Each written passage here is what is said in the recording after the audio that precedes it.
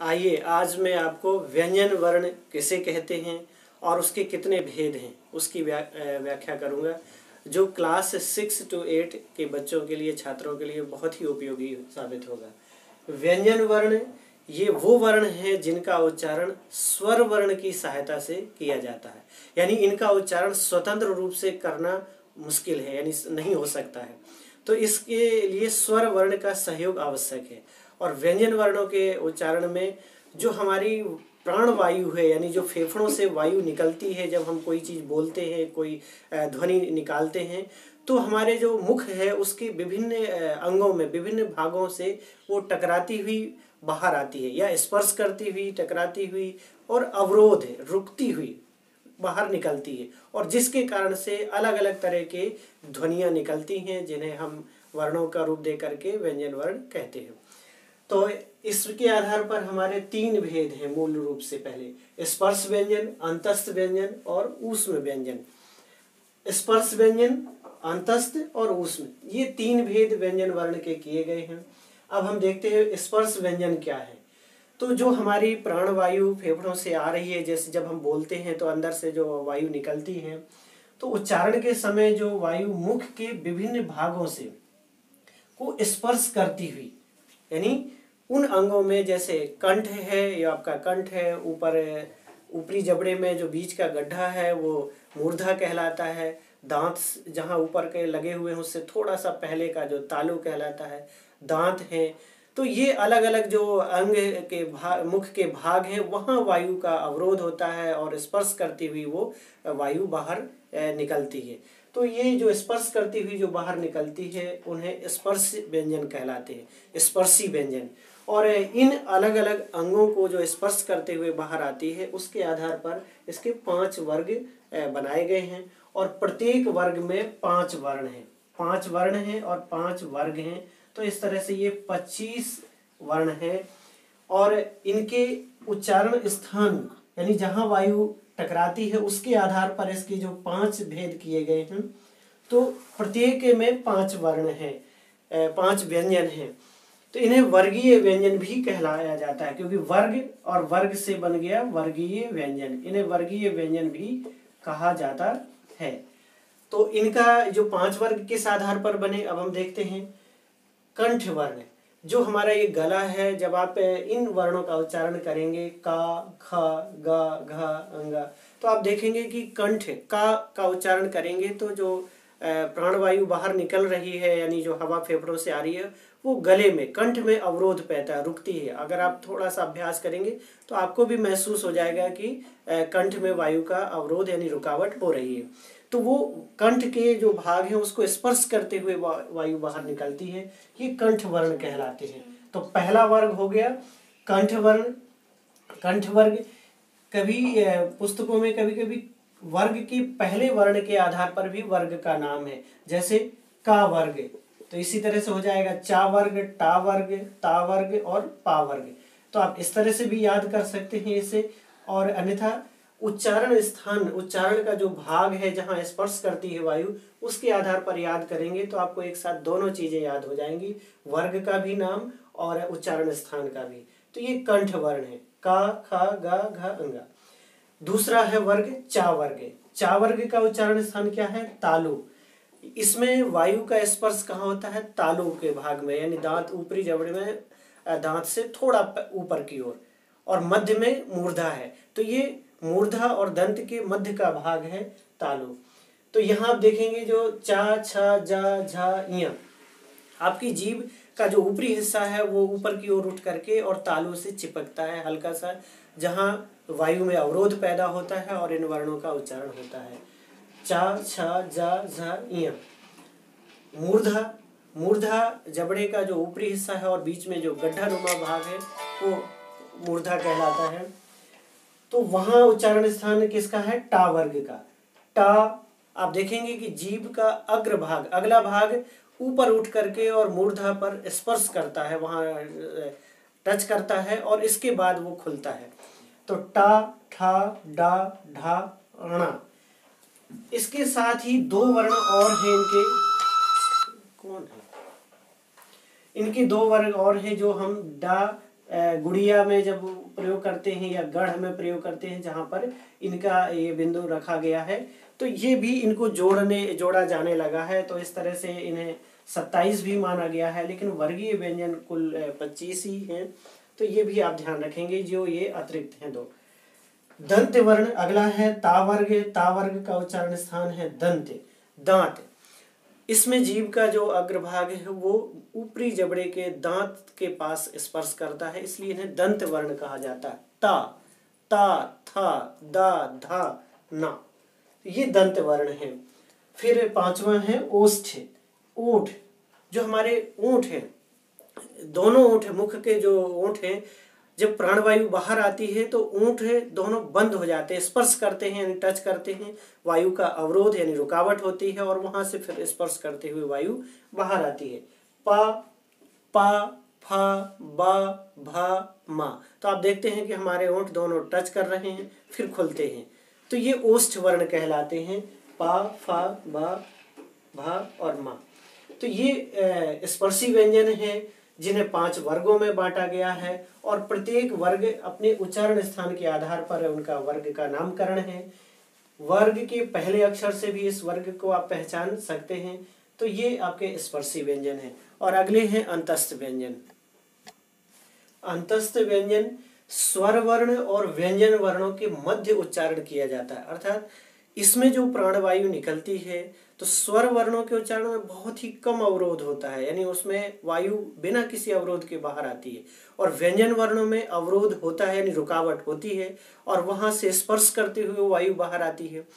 लेकिन ये जो 4 वर्ण है या, रा, ला, वा, इनमें क्या है कि उच्चारण करते समय अवरोध बहुत कम है। तो ये अपने व्यंजन वर्णों की तरह उच्चारण होते हुए भी उनसे कम रह जाते हैं, यानी वो स्वर की तरफ खिंच जाते हैं। तो ये इनकी स्थिति क्या हो जाती है कि ना ये पूरी तरह से स्वर की तरह उच्चारण कर होता है और ना ही पूरी तरह से व्यंजन की तरह, तो इनमें मध्य की स्थिति बन जाती है।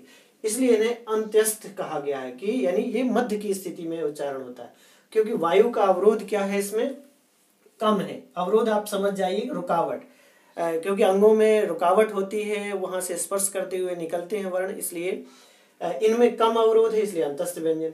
अब हम या को देखें, या तो ये तालव्य वर्ण है। अब तालव्य वर्ण कौन सा है आपका वर्गीय व्यंजन में? चा वर्ग, चा, छा, जा, झा, इया। तो आप देखेंगे चा का उच्चारण और या का, तो इसमें जीभ तालु की ओर जाती है, लेकिन अवरोध व्यंजन वर्ण की तरह नहीं होता, कम हो जाता है, तो ये अंतस्थ में आ गया। इसी तरह से आप रा का देखेंगे तो टा वर्ग जो आपका मूर्धन्य वर्ण है, टा, ठा, डा, उसमें जीभ का अग्रभाग मूर्धा पर जाकर स्पर्श करता है यानी टच करता है। जबकि आप रा में देखेंगे तो अग्रभाग उठता है, तालु की मूर्धा की ओर जाता है, लेकिन स्पर्श नहीं करता है, अवरोध बहुत कम होता है और वापस जीभ नीचे आ जाती है। इसलिए ये मूर्धन्य के कैटेगरी में होते हुए भी ये अंत्यस्थ रखा गया है। इसी तरह से ला दंत वर्ण है, ये दंत के पास, दांत के पास इसका उच्चारण है।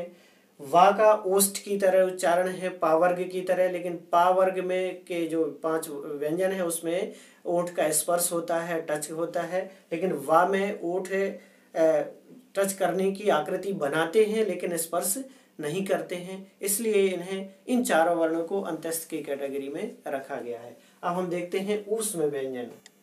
ऊष्म व्यंजन के जो वर्णों का उच्चारण किया जाता है, तो जो फेफड़े से वायु बाहर निकलती है, मुख से जो वायु निकलती है, उस निकलने वाली वायु में घर्षण पैदा होता है, यानी तेज गति से निकलती है और जो स्वर तंत्रियां हैं वो अवरोध पैदा करती हैं, तो उसमें रगड़ पैदा होती है, एक घर्षण पैदा होता है, ऐसे घिसती हुई आती है। तो उस तेज रगड़ के कारण जो वायु निकलती है उससे ऊष्मा पैदा होती है, यानी गर्माहट पैदा होती है इन वर्णों के उच्चारण में। तो ये ऊष्मा से का अर्थ होता है गर्मी। तो इन्हीं वर्णों के उच्चारण को यानी व्यंजनों के उच्चारण को ऊष्म व्यंजन कहते हैं, क्योंकि इनके उच्चारण में हवा में यानी घर्षण के कारण से, रगड़ के कारण से गर्मी निकलती है। तो ये आपको तीनों प्रकार के जो सा हैं, सा, श, सा, हा, इनका उच्चारण अगर देखेंगे कि मूल रूप से कहाँ अवरोध पैदा हो रहा है, यानी अवरोध जो पैदा होता है वो कोशिश होता है कि वहाँ अवरोध हो, लेकिन स्वर यंत्र बहुत संकीर्ण हो जाते हैं, नैरो, और हवा बड़ी तेज गति से निकलती है तो वो उनका स्पर्श नहीं हो पाता और जगह कम होने से घर्षण पैदा हो जाता है, जिससे कि वो, तो ये तालव्य है। सा, ये सा है, तालव्य है। और जिसे हम षटकोण वाला सा कहते हैं, ये मूर्धा पे इसका अवरोध पैदा होता है। सा के उच्चारण में दंत में अवरोध पैदा होता है और हा के उच्चारण में कंठ में स्वर यंत्रियां नजदीक आती हैं और लेकिन अवरोध नहीं हो पाता और वायु तेजी से निकल आती है, इसलिए हा वर्ण का। तो ये चारों वर्ण क्या कहलाते हैं? ऊष्म व्यंजन कहलाते हैं।